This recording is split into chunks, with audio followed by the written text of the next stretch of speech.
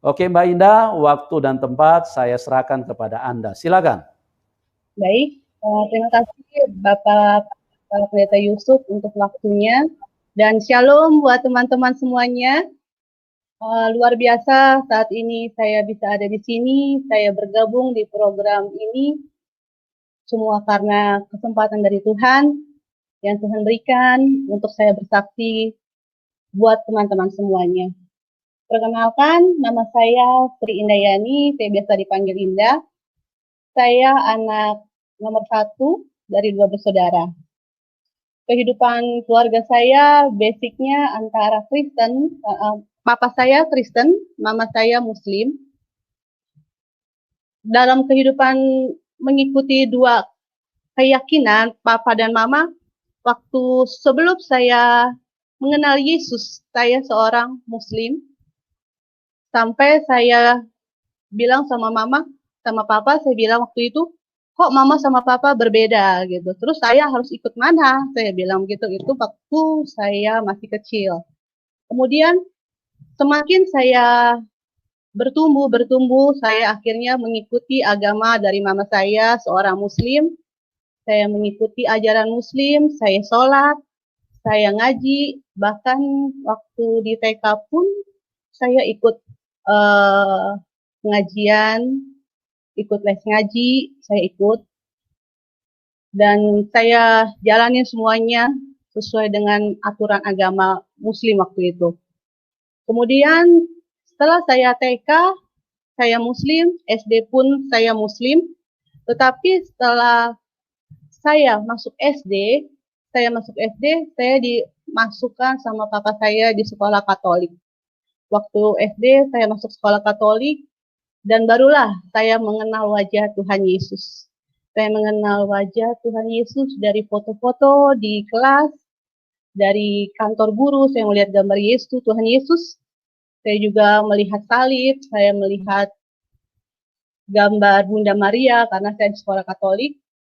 Singkat waktu SD, saya masih biasa saja, saya tetap menjalankan rutinitas saya sebagai muslimah.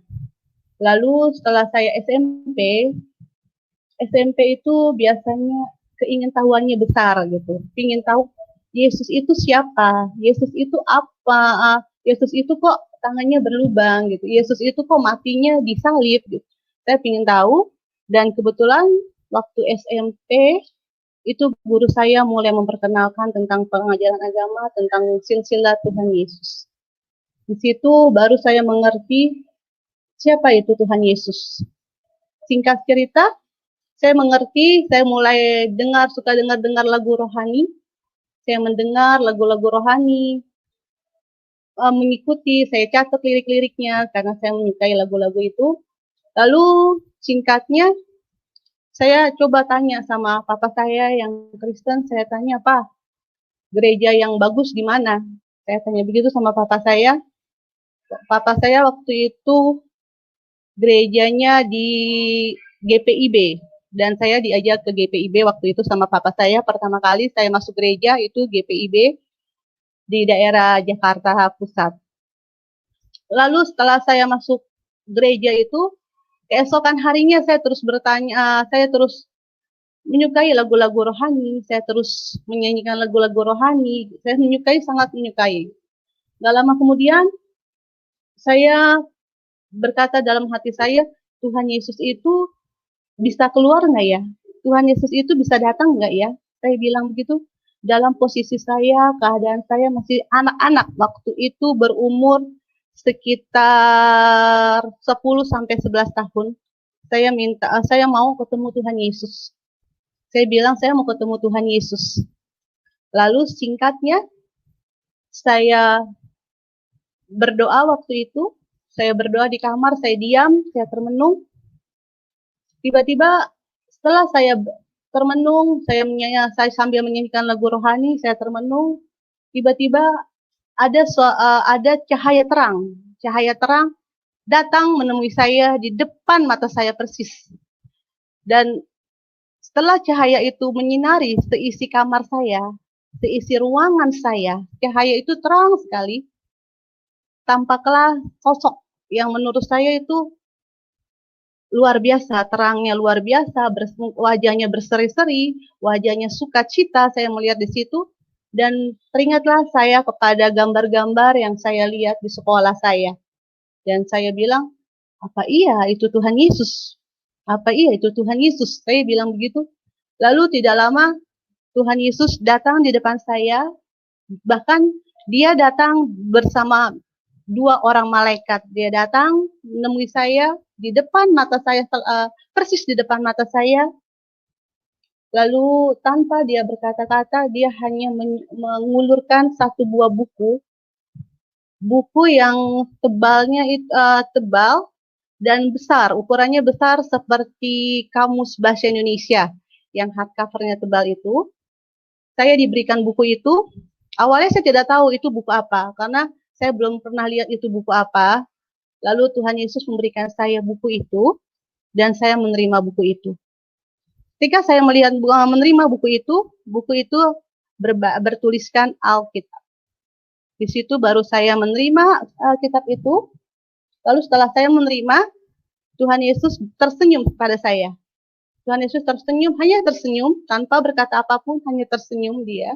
Cuman senyuman itu sampai saat ini masih saya rasakan sukacita sekali, gitu. Damai sekali saya melihat senyuman itu.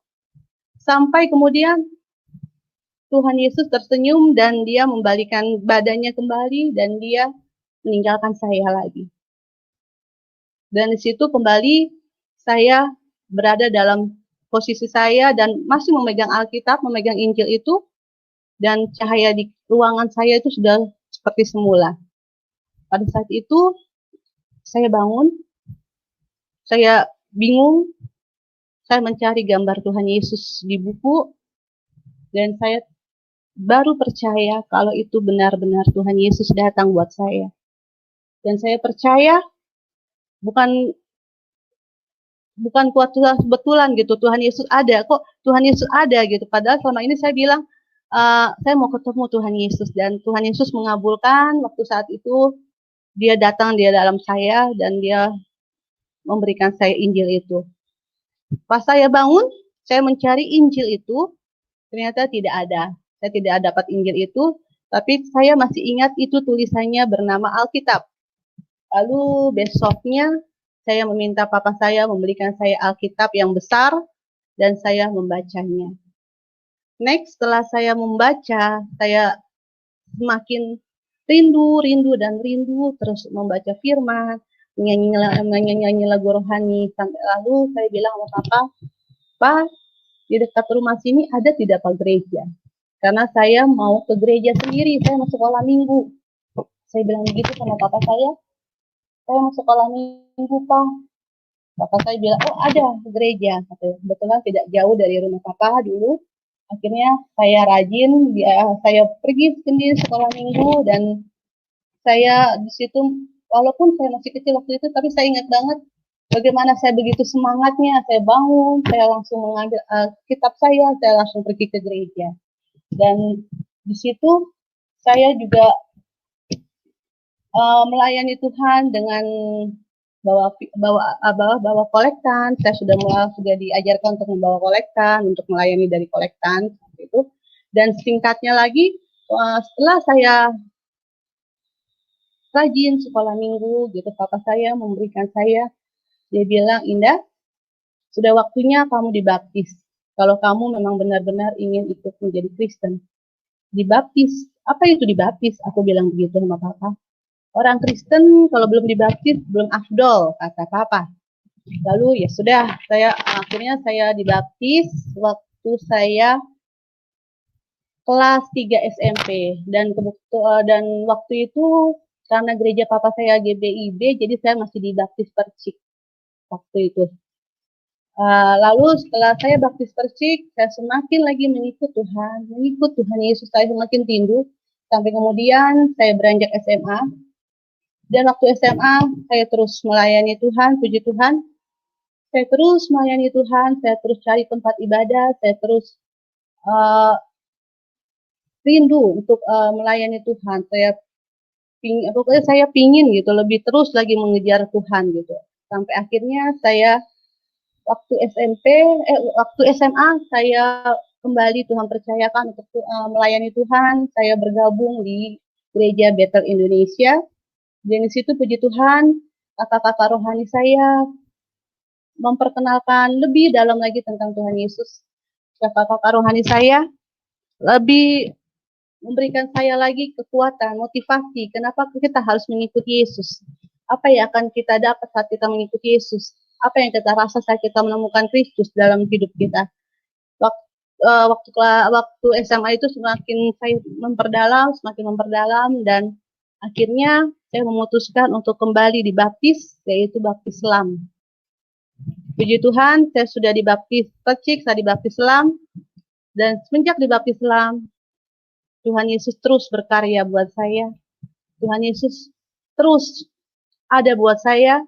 Tuhan Yesus terus ada mendampingi saya. Sampai saat ini, Tuhan Yesus tidak pernah meninggalkan saya. Di situ saya merasa, oh ternyata dulu saya waktu kecil, saya belum kenal Yesus. Hidup saya hanya sekedar begitu-begitu saja gitu. Begitu juga dengan kedua orang tua saya, terutama mama saya yang masih muslim. Saya juga melihat kehidupannya masih begitu-begitu aja waktu itu kan. Masih belum percaya Tuhan gitu. Puji Tuhan, terus saya melayani Tuhan, terus rindu sama Tuhan. Akhirnya saya menikah juga di GBI, dan saya diberkati di GBI, dan saya luar biasa bersyukur karena Tuhan Yesus terus ada buat saya. Tuhan Yesus tidak pernah meninggalkan saya. Apapun yang saya hadapi, Tuhan Yesus selalu ada buat saya. Sampai kemudian setelah saya menikah di gereja tahun 2012, saya menikah di GBI. Saya mengalami begitu banyak kebaikan Tuhan. Setelah saya menikah, saya pernah mengalami down, saya mengalami kemunduran. Saya mengalami kemunduran karena waktu itu saya berada dalam zona yang nyaman. Memang benar kata firman, zona yang nyaman itu menjatuhkan kita. Setelah saya menikah, saya ternyata bukan semakin dekat dengan Tuhan, malah saya mencoba untuk jauh dari Tuhan. Saya tidak pernah ke gereja, saya tidak pernah saat teduh, saya tidak pernah, apalagi melayani Tuhan, saya sudah tidak pernah setelah saya menikah. Dan saya merasa waktu itu hidup saya lagi nyaman-nyaman aja. Saya merasa hidup saya tidak butuh Tuhan. Jadi ya saya jalanin hidup saya yang saat itu sedang nyaman, sedang enak gitu. Tidak ada masalah, tidak ada problema, tidak ada kekurangan apapun gitu. Sampai akhirnya kembali lagi saya diingatkan, Tuhan Yesus mengingatkan saya lagi. Saya terpuruk dan Tuhan Yesus tegur saya. Saya terpuruk dan saya merasa memang saya tidak bisa jauh dari Tuhan. Memang saat saya mencoba, saya mampu dengan kekuatan saya tidak mampu. Kalau tanpa Tuhan Yesus saya tidak mampu. Tanpa Tuhan Yesus apapun yang aku punya sepertinya sia-sia, hampa. Cuma sekedar lalu saja gitu. Kesenangan yang lalu, kesenangan cuma sesaat gitu. Cuman kesana selanjutnya aku mengalami kesepian, aku mengalami tidak sukacita, aku mengalami apa aja merasa kurang, apa aja aku tidak bersyukur dengan apa yang aku miliki. Next, kemudian setelah Tuhan tegur saya lewat setiap masalah yang datang dalam hidup saya, Tuhan tegur saya sampai saya kembali kepada Tuhan, dan saya percaya Tuhan Yesus tidak pernah meninggalkan saya, bahkan saat saya tidak setia, Tuhan Yesus tetap setia. Saat saya benar-benar tidak tahu harus berbuat apa, bahkan saya berpikir apa saya pindah lagi ke Muslim gitu, karena keluarga saya kebetulan banyak yang Muslim. Saya sempat berpikir waktu itu pingin masuk Muslim lagi gitu. Saya pingin sholat lagi, saya pingin ini lagi, itulah. Sampai saya berpikir seperti itu karena waktu itu saya tidak ada sukacita sama sekali waktu saya berada dalam pergumulan saya, tapi Tuhan terus mengingatkan saya kalau tanpa Dia saya tidak berarti, tanpa Dia saya tidak kuat. Gitu. Jadi itulah kehidupan saya dari saya TK, SD, SMP, SMA, saya benar-benar sungguh-sungguh melayani Tuhan. Saya menikah di dalam Tuhan, dan sampai saat ini saya mengalami mukjizat Tuhan yang luar biasa dalam hidup saya. Mukjizat demi mukjizat Tuhan nyatakan dalam hidup saya. Apa yang tidak pernah saya pikirkan, Tuhan sediakan buat saya. Apa yang tidak pernah saya bayangkan, Tuhan sediakan buat saya. Walaupun itu harus saya hadapi dengan berbagai tekanan, dengan berbagai situasi yang tidak mengenakan, tetapi Tuhan kasih saya kekuatan selalu. Dan saya juga mau sampaikan kepada teman-teman kalau bukan suatu kebetulan saya ada bersaksi di sini. Tuhan Yesus ingatkan saya lagi kalau Tuhan Yesus pernah datang buat saya. Dan saya kembali diingatkan dulu, kemarin, dan sampai saat ini. Tuhan Yesus selalu bersama dengan saya. Tuhan Yesus tidak pernah meninggalkan saya. Tuhan Yesus selalu setia sama saya. Apapun badai yang saat ini saya hadapi, bahkan saya saat ini sedang bergumul dengan permasalahan saya yang bisa dibilang saya tidak mampu lagi, saya tidak kuat lagi. Begitu banyak tekanan dari orang tua, dari teman-teman, dari suami sekalipun, begitu banyak tekanan tentang rumah tangga saya, tetapi saya percaya kalau dulu Tuhan Yesus pernah datang dalam hidup saya, menyelamatkan saya, memberikan saya sukacita damai sejahtera. Dan saya percaya melalui program ini, saya kembali diingatkan, saya kembali diberkati bahwa Tuhan Yesus ada selalu buat saya. Tuhan Yesus tidak pernah meninggalkan saya. Kalau dulu pun saya belum mengenal Dia, dan sampai saya pernah mau meninggalkan Dia, Dia tetap setia, ada buat saya, menemani saya. Begitu banyak mukjizat waktu saya melahirkan, Tuhan Yesus sediakan apa yang saya butuhkan dengan biaya lahiran yang luar biasa, yang saya sempat berpikir mustahil saya mendapatkan uang sebanyak itu untuk biaya operasi saya, operasi anak saya. Rasanya mustahil saya mendapatkan biaya sebesar itu, tapi Tuhan sediakan semuanya itu. Tuhan tidak biarkan saya mengemis kemana-mana, meminta pinjaman, gitu. Tapi Tuhan Yesus sediakan semuanya tepat pada waktunya. Setelah begitu juga dengan mukjizat lain yang datang dalam hidup saya, yang saat ini terutama saya sedang bergumul untuk rumah tangga saya percaya juga mukjizat dari Tuhan pasti terjadi dalam rumah tangga saya. Saya percaya Tuhan Yesus juga tidak akan pernah meninggalkan saya, walaupun saat ini suami saya sedang tidak ada bersama dengan saya, sedang mengalami